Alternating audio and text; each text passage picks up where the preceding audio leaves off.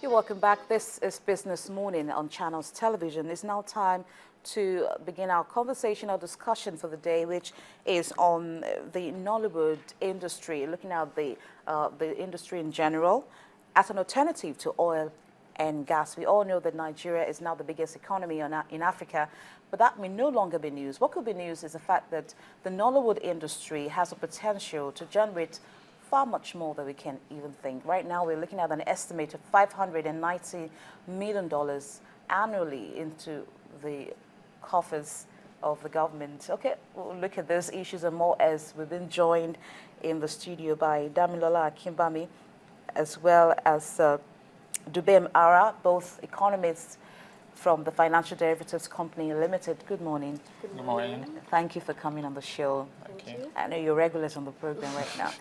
I know that this is coming from you. This is actually a report that you wrote. And one would wonder, why this report? Why did you have to go into this and, write about the potentials of Nollywood?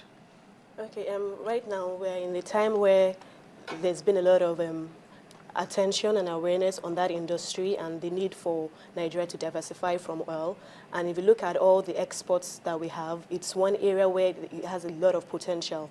And the rebasing of the GDP that was done earlier this year actually identified Nollywood as one of the potentials for growth and contribution. So it's a topical issue right now that I think calls for a lot of discussion.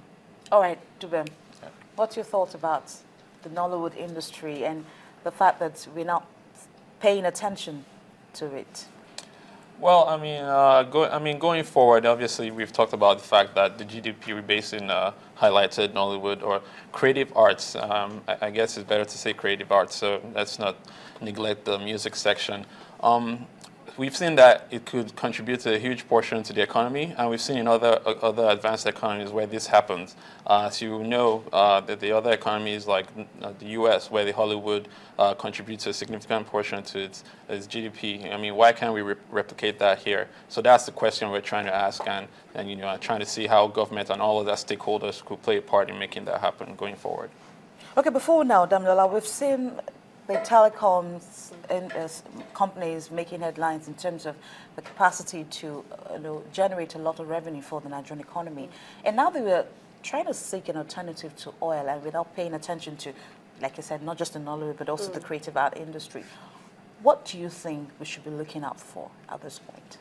Well, at this point, I think we should identify the sectors that we can tap into. Do you understand? So Nigeria has a lot of exports, gum and all that, but one thing about the Nollywood industry is that we have this competitive advantage in the sense that everything is local, it's priced in Naira and all that, so whatever happens to the oil price market, it's not necessarily going to affect the industry's performance. So it's something that the government should find a way of promoting, in sense of whether putting in a lot of funds, investments, encouraging the producers, the actors, and everyone in that industry, encouraging players in that industry to actually be able to grow and tap into the potentials of that industry. So it's something that we should actually focus on. If you look at its contribution to GDP, it's contributing about 1.3% post-rebasing. Before now, in 1990, there was nothing like Nollywood or creative arts industry. And also a couple of other sectors like telecoms too. These sectors were in existence prior 1990 and all. But now with the rebasing, this has actually thrown up a restructuring of the economy and has identified that these are some sectors that if we plunge into, Nigeria is going to be able to benefit a lot from. And 1.3% of the GDP is about $6 billion. And if it continues with the right incentives, we think that this, in the short run, could grow to as much as 20. Being very optimistic, of course. Okay. Well, and just to add, if you recollect, there are a lot of Nigerians in diaspora and Africans. So when we're talking about forex, we're looking at people who are outside there and who we can sell, especially through your online platform, which we already have seen through Iroko TV and other channels, Nigerian Hollywood films. And so I think that's a way we can exploit it. And the question is, how can we make it presentable or the quality to which people in the diaspora would want to buy and I was actually going to ask, when we think about exporting Nollywood, before now we've seen Hollywood and even Bollywood, which is from India. And now that if you go to some African countries and, you know, you meet Nigerians, even those that are not Nigerians, we want to watch Nigerian movies. What does that speak about our economy as a whole, about our people and our ability to take what seems not to be too good and make it even not just good, but better for people that are not Nigerians? Oh, well, like you mentioned, there's growing awareness about Nollywood right now, and even compared to the other two industries, it's the second largest in terms of number of movies churned out, second to Bollywood. But in terms of the value, obviously, Hollywood contributes much more. It brings in much more in terms of value. And how can Nigeria tap into this, or how can we use this as a major source of exports? Like I mentioned, we have the content. Right now, Nigeria churns out like about 966 movies in a year and all that. But in terms of quantity, we're good. But I think what we need to focus on now is improving the quality of these movies, improving the content of these movies. Because now that we're getting a lot of awareness from other African countries and globally right now, what everyone's going to be looking at is, okay, what is the message these people are trying to portray?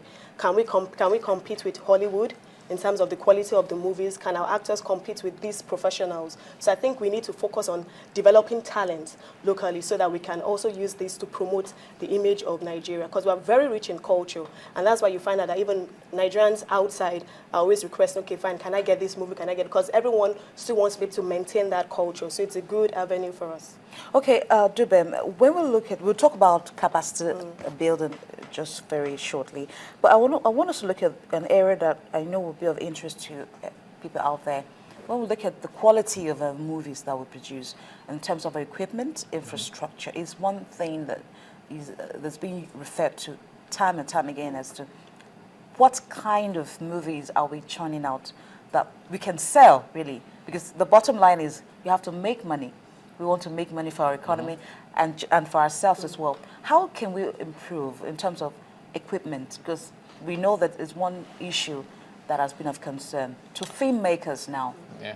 Well, if you see from our research, our paper, we also report that most of the movies, the budget for most of our movies are about less than $100,000. And with that, I mean, in America, that would be regarded as a low-budget movie, so you can't really expect much in terms of quality. So in terms of improving the quality and of what we churn out going forward, I think it's necessary for investors out there to think about going into the sector and putting in a lot of money into it so we can have better movies. And also in terms of the quality of the actors, you know, better training. Like, I'm not sure there are a lot of training schools for acting, or they're actively... But especially, I think some training schools are in operation right now. I wouldn't want to mention names, but we have some of them who which are training if those who want to be actors, actresses at the moment. Yeah, I think that, like you said, they exist, but I'm not too sure to the amount of those who go through those programs are the ones we see on TV. So, you know, having programs that actually carry those who go through schools, you know, to actually being involved in big ticket productions, and you know, those like this, in the States and other countries, you know, most of the people you see on TV actually didn't just come off the streets. Most of them actually went to school for some of these things. They studied theater arts, or you know, and it's not necessarily that you have to study any of this, but you know, some form of training and guidance is needed for you to be able to bring out the best on screen. And I think that's what we're lacking. So in terms of the budget of our movies, it's lacking, and also the capacity in terms of the people. Okay, Damilola, when we look at the employment opportunities in the creative art industry now, you know, if you ask someone a few years ago, what do you want to become in life? I don't know if anyone would say I want to become an actor, except the very few who think that it's part of them, it's a talent that they have. Right now, what kind of opportunities do we have in this industry, given the potentials that, you know, we can now see and the amount of revenue that has been generated annually? Yeah, well, right now, Nollywood is one of the major contributors in terms of job creation, second to agriculture and all that. And that's why, and if you look at the industry, starting from either the cameraman to the producer or the makeup person, there are different lines of job opportunities there. And I'm fine, I know no parent want to send his or her daughter or son to school to go and learn how to make up someone on screen and all that, but it just shows that at least, no matter how little it is, there's still some various job opportunities that people can tap into. And if this industry grows like what we're expecting it to be, and the structure changes and there's more awareness, more investment, people will see the potential in this industry. And we said, okay, fine, that yes, there's a job opportunity here. The top players in the US are not like there's Washington and all. These are people, these are idols. So if we can actually create that kind of awareness in Nigeria, like fine, if you become a top star in Nigeria, this is kind of fame and all that you would get, we would see a lot of people going into that industry. Okay, Dubem, we, like I talked about before now, we had Nigerian movies, we have right now Nigerian movies all over Africa and even other parts of the world.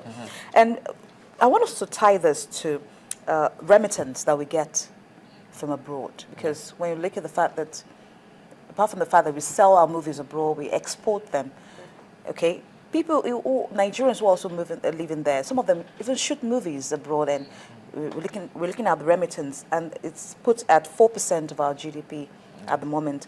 How does this, what does this speak of our economy as a whole? What potential, what opportunities do we have in terms of being able to increase how much we take back from those living abroad? Well, like you said, remittance actually contributes a whole lot. So the people in the Nigerians in diaspora try to send money back to support their relatives over here, and so that, I mean, that actually contributes a lot. But then, it shows that there's still some dependency on the foreign on the diaspora, and if in an ideal situation, the government will be able to relieve that dependency, and people won't be depending on them that so much. But like you said, Nollywood, and if we can devise a business model where Nollywood is actively getting remittances from the diaspora and also other international people, through maybe channels showing our movies, pay-per-view, what it may be, we have a lot of pay channels right now showing Nigerian movies. We have a lot of them at the moment showing Nigerian movies. I think it's something that it's been of interest to everyone. Yeah, I mean, it is. I think it's dominant, especially on the DSTV platform around Africa. It is, but we're talking about more like the Caribbeans. A lot of them are, due to the fact that they feel their heritage is in Africa. A lot of them try to reconnect with Africa through such movies. So that's why, if you're in the States, you see Caribbeans giving you names of Nigerian actresses and actors, and you'll be like, wow, okay. But that's because they're trying to reconnect, and if we can leverage on that opportunity where we know there are people who actually value this, we can actually get some more forex from them. Okay, I want us. We're going to go on a break very soon, but I want to ask Damilola this question, and it has to do with our external reserves, because I know that whatever we talk about in the program, it should be linked to the economy and how we can make things better for Nigerians. And what opportunities, or how can we increase and improve our external reserves? Do you think with these attention being placed on Nollywood, can we improve or increase our external reserves by way of our revenues that's been generated? Yes, we've been talking a lot about remittances, diaspora in remittances and all. It's one of the forms or outlets in which Nigeria gets forex inflows. And if this can increase, at least with Nollywood playing a major part and all that, that would help us build our reserves.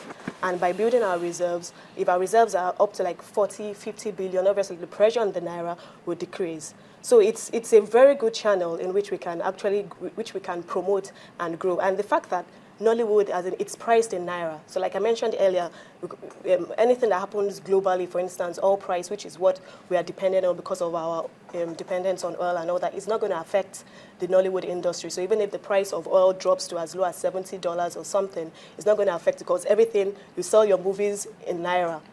So, and even if we depreciate the currency and all that, if you depreciate your currency, your exports become cheaper. And if we start selling our movies and use them as a source of export, we get more revenue. So, will you recommend a depreciation of Naira? Oh, well, I don't think that's the topic of today's meeting. But I think, to answer that question, I think in the near term, we need to depreciate the currency, because I think that's the only way we can actually ease the pressure right now. But back to the topic of Nollywood. All right. We can always get back to other issues that, of course, we support what we're talking about. All right, Damilola and Dubem, I would like you to hold your thought for a minute. We're going on a break. We have been talking about the creative industry of which Nollywood is a part of, and our guests have been Damilola Kimbami and Dubem Ara, both from the Financial Derivatives Company Limited. We'll be right back.